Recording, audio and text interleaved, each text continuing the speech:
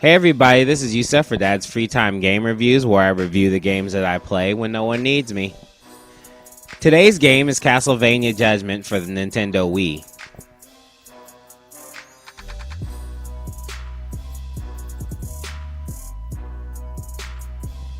Okay, first I would like to point out that it sucks that Konami is the way it is. So I can't post a Let's Play of this game without getting everything copywritten striked, and that kind of sucks. So I have to say, Konami, you guys suck. I don't know. Whatever. Anyway, okay. I didn't know that Castlevania had a fighting game. I mean, I have a confession to make. Castlevania, I suck at Castlevania. I'm not totally horrible at Castlevania. I can't remember all of the places that I've been. I can't remember, they don't give you a way to go back to these places, and the whole level up system is a little weird as well. I don't get it. I would love to play them more, but they're designed to take a abnormally long time to beat. And I mean, I seriously got to a point where I couldn't beat a boss, and then I had to just roam that area over and over again, killing people until I was strong enough. Screw that. I'm glad they made a fighting game, because I actually wanted to deal with the characters, who are awesome. The Castlevania characters are pretty cool. And, if there's a fighting game that lets you play as these characters whenever you feel like it, I'm all for it. So, is the game good? I mean, it's on the Wii, Let's find out.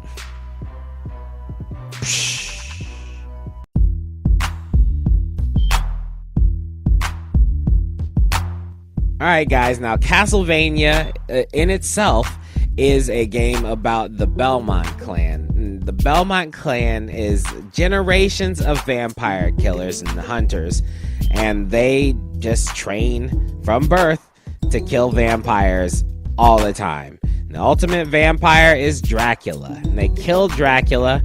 Dracula dies.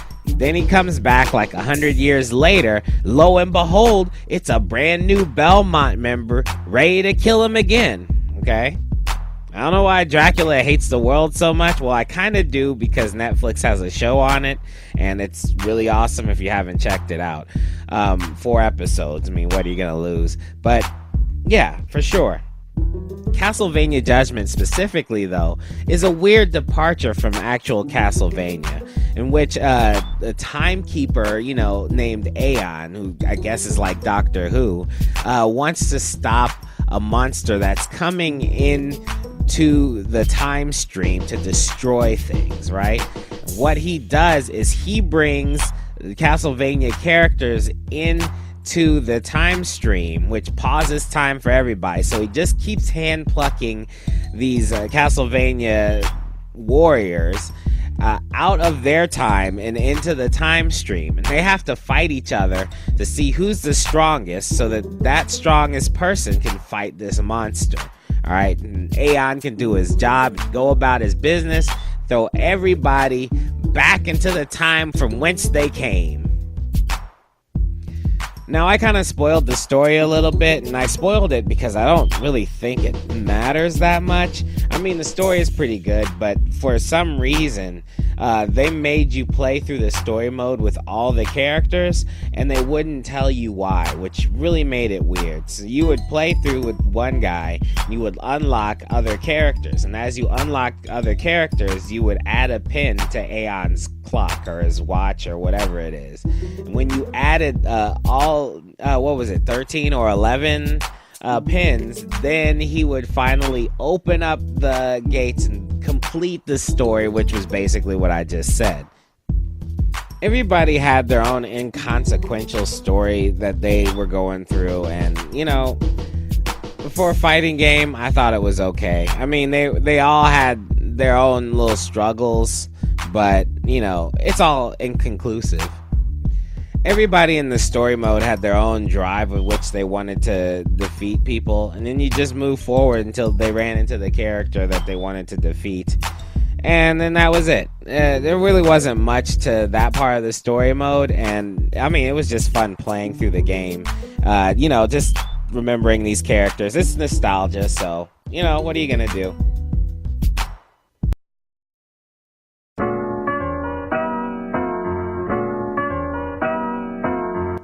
All right, real quick, all the music is orchestral versions of the songs from all of the games. All right, so if you like the Castlevania music, which, I mean, you should. If you don't, what's wrong with you? Then you'll like the battle themes for all of these stages. Also, there is one boss fight, and you have to complete all the story modes to get to this boss. It's a fair boss. I mean, it's not too hard. There are certain characters I would not try it with, like Dracula, but most of the characters you can defeat him with using the same pattern. Once you figure out his pattern, you got it. So, anyway, let's go ahead and talk about these combos. Every character has this different type of, a bunch of different combos that they can use. The waggle controls on the Wii are pretty bad, so you should probably get a pro controller or whatever they call it, a classic controller, if you're gonna play this game, because it's garbage without it. Like, I didn't even try, but to give you a understanding, you can evade roll, and the way you evade roll is that you shake the Wiimote. That's your evade, so don't do it. Anyway, all the characters seem to fit a stereotype that works with their personality, and they all have combos that match with that stereotype.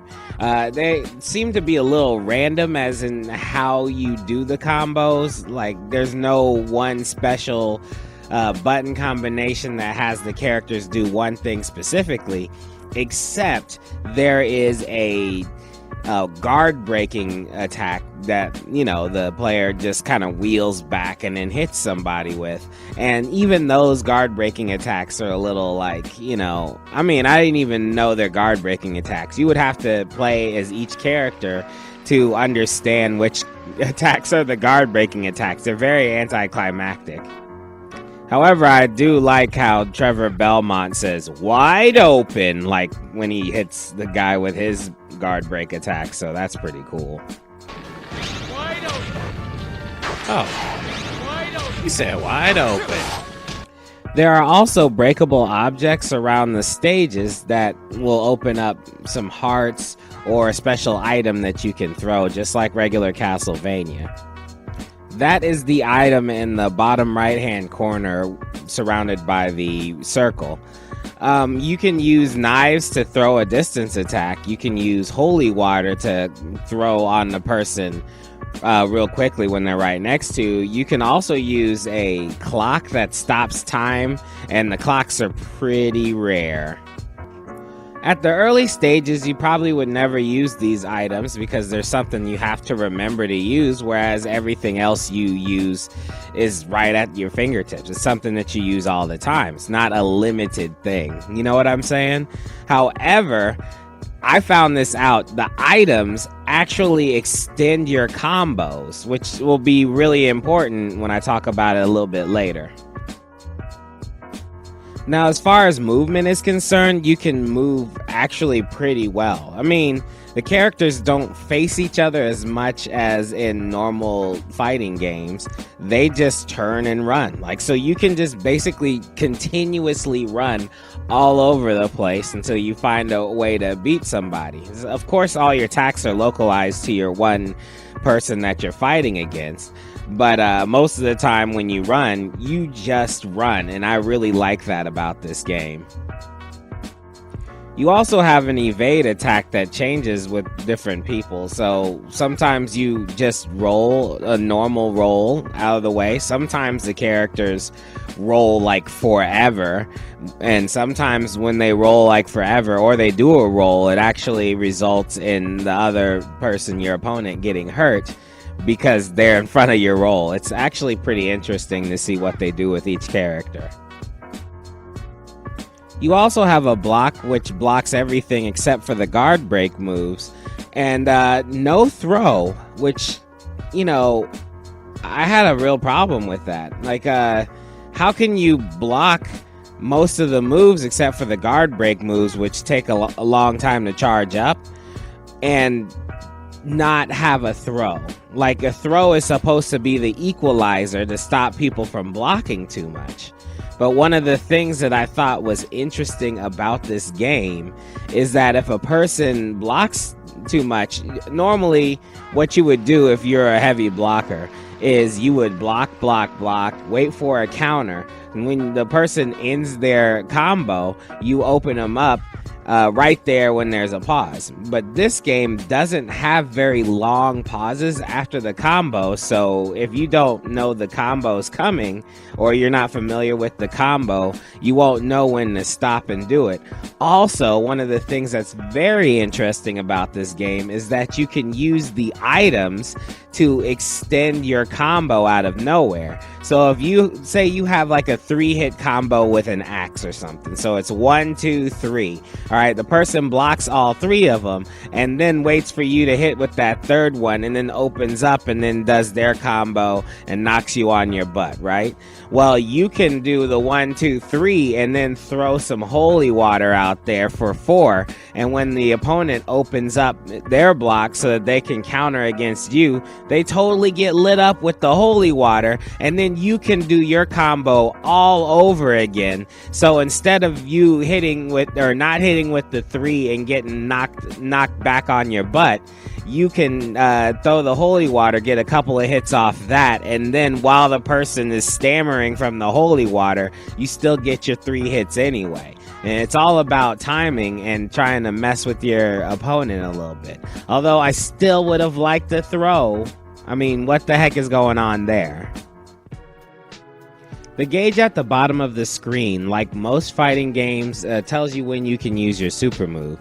Every character only has one super move, and they can only use it when the gauge is totally full. One of the things that's interesting about this super move is that on the normal setting, when you use the super move, it totally takes away half the energy of whoever you use the move on, which I think is a little OP. But if you raise the level of difficulty, your super move is worth less and less. So I'd hate to see what the super move is like when it's on the easiest level. It'll probably kill a person with one usage. These super moves are really cool to me though. Like, you can't go wrong with stopping the whole situation and having a dude act out a cinematic super move. That's just dope. You know, a lot of the games that I've played, fighting games, will give you a super move that's just right there. But I like to see the extra mile gone forth and having the guys talk smack and then they play out a little super move. And I also like the fact that you can't use it like every 5 seconds. So it kind of makes it special even though there's only one super move per character. The stages of this game are awesomely interactive. I mean, every stage has things you can break, you know, and when you break those things, they reveal items. However, you can walk over to something and charge it full of energy, and if somebody else tries to break it, it explodes. You know what I mean? That's actually pretty cool. Some stages have the ship stage has like a monster arm coming out to get you, and there's a molten lava stage where at some point the lava comes up and it drains your energy if you're standing in it. And also there's a stage that's a torture chamber stage, and just all these death traps just pop up and down in the middle of you trying to fight. It's very interesting how they implemented these things. I like it very much. There are a few characters that are a little bit more top tier than I was expecting them to be. There's Eric, the little boy with the Alucard spear. I don't know why he's like a little boy with a spear and he can move so damn fast. What the heck is going on with that? There's Cornell, the werewolf, who can just disappear and reappear. His movements are really super fast. And also there's Dracula. Now, Dracula actually, if you're playing him, he has a really hard movement issue. However, if the computer is playing against you, like when I had to play him as Alucard, he was almost impossible to actually lay a hand on, which is, oh, it was so ridiculous. I mean, even when I got a chance to play as him, I was so bored by the fact that all I could do is, you know, what do they call it? Range fighting? What do they call it when you it's called spacing? Like, he spaces against you, and it's irritating, and it's boring, and it ticks me off. It's horrible, and, you know, screw it. It's the worst part of the Alucard story, for real. But the worst thing about this game is that there's a character named Shanoa from Castlevania Order of Ecclesia for the Nintendo DS. All right. She is not a playable character unless you get your Nintendo DS out, link it with your Nintendo Wii using the internet or whatever it is you use, and prove that you have the game. Like, you have to start the game, the Order of Ecclesia game, go down to the little perks, and then you have to do the same thing with this the Castlevania Judgment game, and then after that you're able to play as her and I believe as Aeon. And it really ticked me off, really made me mad that they would wall off a character that was pretty cool in the game just because, you know, they want you to buy this DS game, which it was a good game, you know what I'm saying? I still haven't beaten it in all these years. I bought it brand new, but I'm glad that it's worth something for this other game that I happened to buy, like, what, 15 years later, 20 years later even. I mean, what the heck is up with that? That was horrible. You know, I mean, it's Konami, so whatever. But, oh, come on, man. That was the first inkling of gangsta I've ever seen. You know, I hear people complaining about this company forever. This is one of those things where it's like, really though? That's horrible. Alright, since I accidentally spoke of Aeon as a playable character, let me go ahead and say this.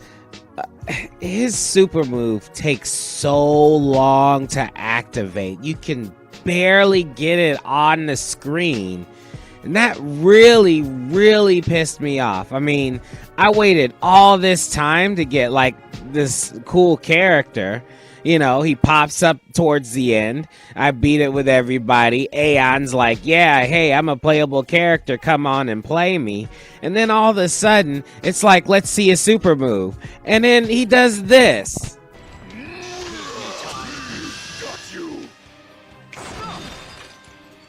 This will just take a minute. Even artificial life is subject to the laws of time. This is pretty cool. And time marches on. Right on time. Did you see that? It took him 3 full seconds to activate his super move. Okay? That means that unlike every other character who just kind of does a move that starts it off, you have to take Aeon halfway across the stupid screen and then snap your fingers and hope that the other opponent doesn't decide to come after you by the time you can activate your move. It's ridiculous. I could only pull it off like a couple of times, whereas the other ones I got to experience anytime I really felt like it, as long as I just kept trying. This one took a considerable amount of luck and a considerable amount of ignorance on the AI's part. But if you're playing anybody like live, once they see the little circle around their body and they see you run away, they're gonna be pretty clear as to what you're doing. You know what I mean? And Aeon's regular moveset, it might be super dope, but I don't think it was good enough to even warrant such a long starting super move. That's ridiculous. So there you have it, Castlevania Judgment on the Wii. I actually had an immensely fun time with it. I mean, I can't even front. Like, I mean, you know, there was a couple of things that I wasn't prepared for. Okay, I was very lucky that I actually happened to have the Castlevania Order of the Ecclesia on the Nintendo DS, so that I can unlock Shanoa in the game. And I don't even know if I would have been able to complete the game completely without Shanoa being part of my roster. You know what I mean? I thought that was really gangsta. You know, like give him an extra outfit or something like that. But making the people buy video game on the Nintendo DS so that they can unlock a real playable character on the Wii is just so shiesty, I think. You know, that's I haven't heard of anything that bad in a long time. But other than that, the game was excellent. I totally enjoyed it. Oh man, it was Soul Calibur and Tekken all mixed into one with cool characters, and the story was halfway decent. Boss fight at the end was a boss fight at the end of a real video game. Very nice, very seamlessly done. I you know, even though it has nothing to do with the lore, like it's not canon, I thought they did a good job. All right, very good. So that's all I got. If you like the artwork that I did for this, you know, CraftyAcuity.org, we can check out all the artwork. It's, of course, all for sale. Gotta say that. If you like the video, hit the like button. If you want to subscribe to see more videos that I've done, hit the subscribe button. If you want to be notified, hit the bell button. If you want to help me out, buying more equipment, not sit here in a dungeon telling you stuff, then you know you can you know, be a patron. So have a nice day, you know, have a nice week, you know, whatever. I'll see you guys on the next Dad's Free Time Game Reviews. Peace.